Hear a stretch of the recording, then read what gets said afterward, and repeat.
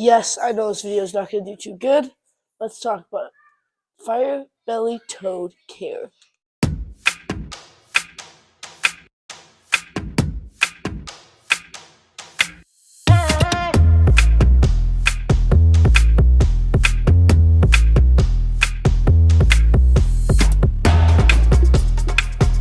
Talk about, yes, we're on location. Look, I'm probably there. I'm not there. We're here. That is because I am using my camera tripod that's supposed to be for where I'm holding it, and I can't find my other one, so we're just gonna do this right now. Just an FYI. So should we talk about this enclosure back here? This one.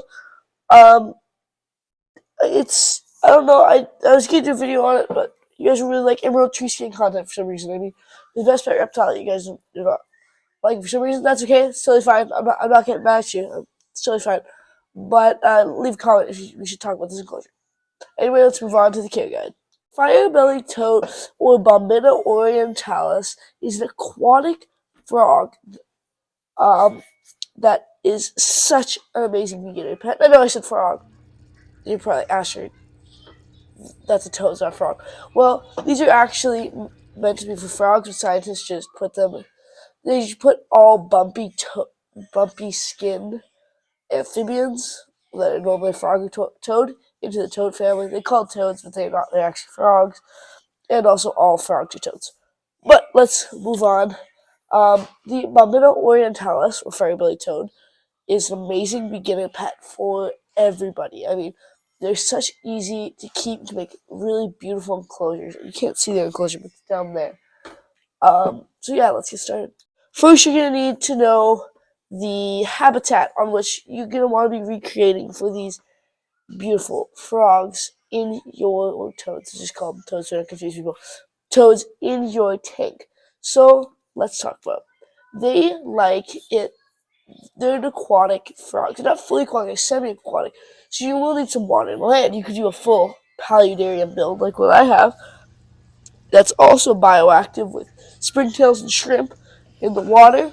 Or you can just do an enclosure that's with like a land portion with a water dish.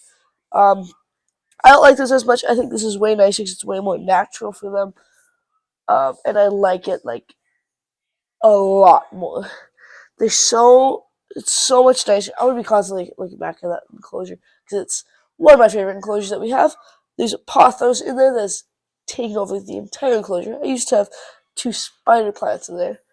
They're dead.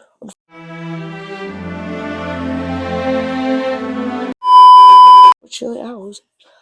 But yeah, so those are the enclosure you will need is gonna also, so let's move on to enclosure. Man, this is a very unorganized video. Let's move on to enclosure.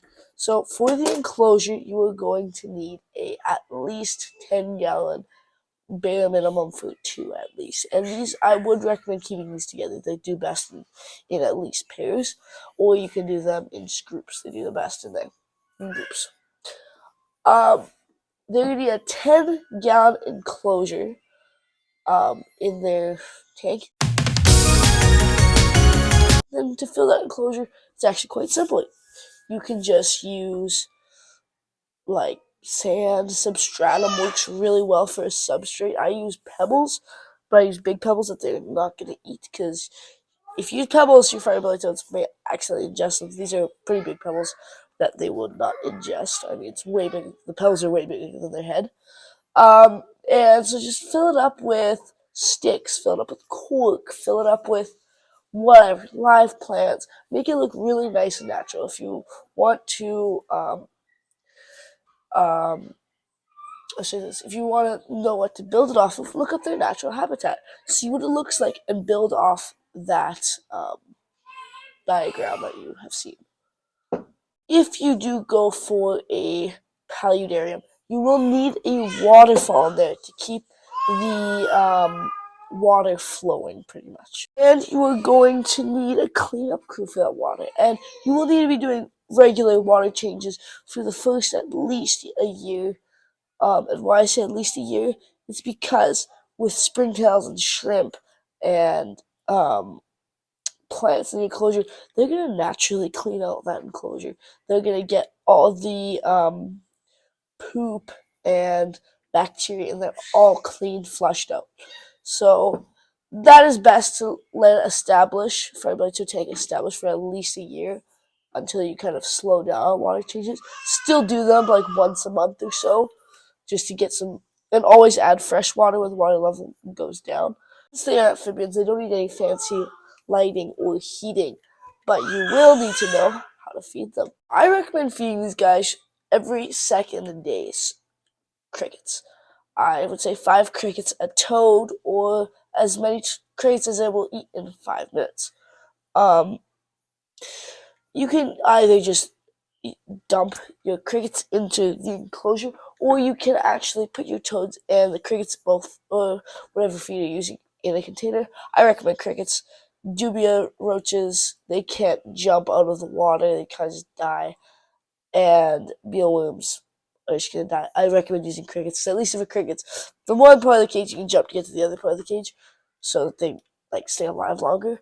Do dust them with calcium and vitamins. Use D3. I usually do that every week. That's been working really well for me since I've got these guys. And yeah, they're super easy toad to take care of. It's really all you need to do. Just feed them every second day. And I would say every third feeding, use calcium plus D3 and vitamins. How long is your toad gonna live? These guys can live for actually a decent amount of time. They can live upwards of at least 10 years and more.